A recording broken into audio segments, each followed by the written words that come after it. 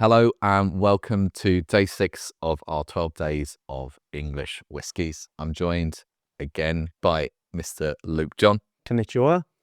And so what do we have in sight for day 6 here? Well, from yesterday's video over at Ludlow in Shropshire, we just thought, you know what, let's remain in that kind of location, right on the Welsh border, and we're now off to Henstone. So Henstone Distillery was established in 2017 in Oswestry, which is very hard for both of us to pronounce. And then in 2003, they won they were crowned the UK Distillery of the Year. And with that came new opportunities, and they gradually upsized earlier this year. Plus also moving to Trewern, however you want to pronounce it. Let us know in the comments below. We're kind of staying there, and this has actually got a little bit of a look like a American bourbon whiskey. It's kind of styled on that. You know, the bottles look very good. And very, nice on the eye, I think. So what is this one of theirs that we've got here? I'll get it uncorked and you can tell us a bit more about this one. Yeah, so it's a triple cask. So it's being served in Jim Beam casks, and then it's also then transferred to Ex-Oloroso quarter cask. Now Oloroso is kind of sherry fortified wine that's produced in Spain, Andalusia mostly, and hopefully we're going to get some of that nice dried fruit thing going on there. Cool. Okay, I'll get this poured out. One thing I do like about them on their website is when they do first releases, this isn't the first release of this one, but when they do it, they go into a lot of detail, everything about when it was put in the barrel, when it came out of the barrel, everything that's there. So it just gives you a bit more information, and I assume they go along the same lines for all their future releases as well. Yep. Cool. So let's go through our usual process. Sniff first. Oh, colour first, I should say, actually. Sorry, skipping ahead. I think this looks one of the darker ones we've had from looking through this. I was expecting yesterday's one. Yep. But we do have some port and others coming, so... Yeah, I mean, it's kind of a gentle amber hue there. Kind of erring on the slight side of like a toffee, butterscotch colour there. But yeah, it looks inviting. Let's get in for the aroma.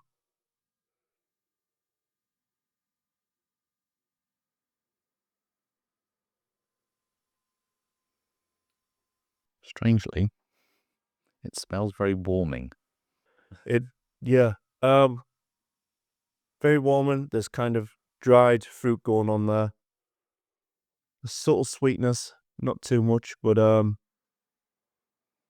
there's not a lot going on, but it's surprisingly very inviting. Yeah, it's a bit rich with that sweetness, but let's go in for our first taste test of this. Cheers, everyone. Cheers. Cheers.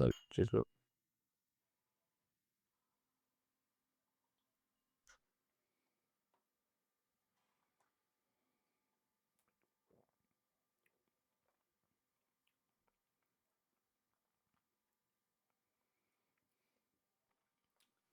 You can tell that it is being in bourbon. Yeah. But I'm thinking it's not as harsh as you might expect when we say that. It kind of is bourbon-esque. There's sweetness there, but there is that drying little finish that comes rather quick for my liking. But the stylized it, the bottle, to look American, and to me, it also tastes American. So if that's what they're going for, then yep. I wasn't getting much of the sweetness finish, but I just assume with the first taste, it is just that bourbon hit that's going through, and that's slightly maybe overpowering the softer, gentler notes on there. So I'm going to go in for a second taste, because beyond bourbon, there's nothing else I can really say on that one.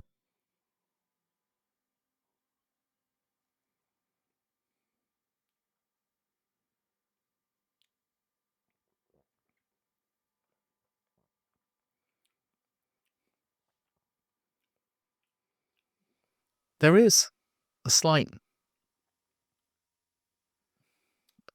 that sort of berries, and not berries and cherries, but berry flavour I'm getting at the end on it.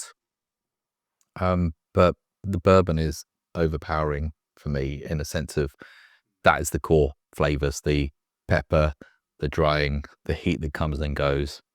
Yeah. And it just leaves the tongue very dry. Yeah. Exactly what Liam's just said.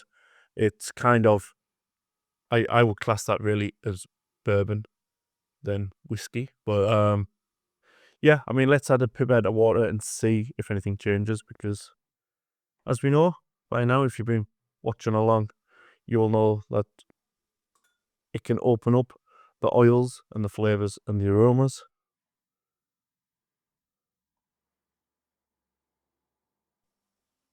I was just looking at ABV, so 46% in the bottle. It still smells very similar to me. It hasn't changed on the nose. I'm actually getting a more sweeter, a little bit of a creamier aroma to it. Well, taste-wise, I think it's improved a little.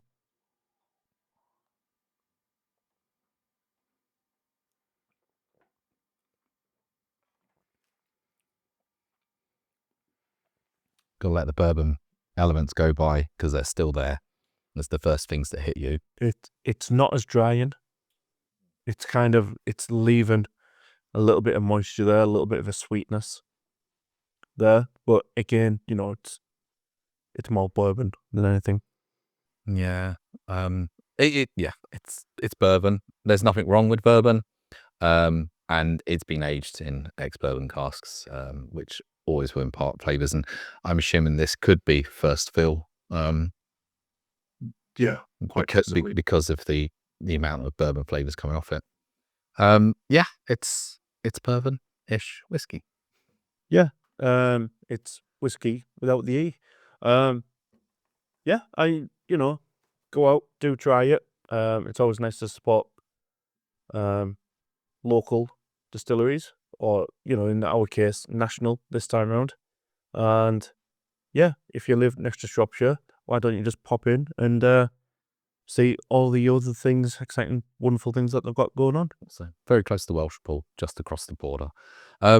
So price range wise, just to sort of cover on these, I think you can get a bourbon aged one for £55, and then you could be going upwards to £75, depending on whether you're getting cask strength or you're getting ones that have been aged in other barrels. So it just depends on the barrel, but £55 upwards for pricing. Yeah. So that was day 6, looking at Henstone, which was our second Shropshire distillery in this little segment. Yep. Thank you for joining us. Please do leave a comment, like, and subscribe if you're new, and we will catch you on tomorrow's. Take care, everyone. Adios.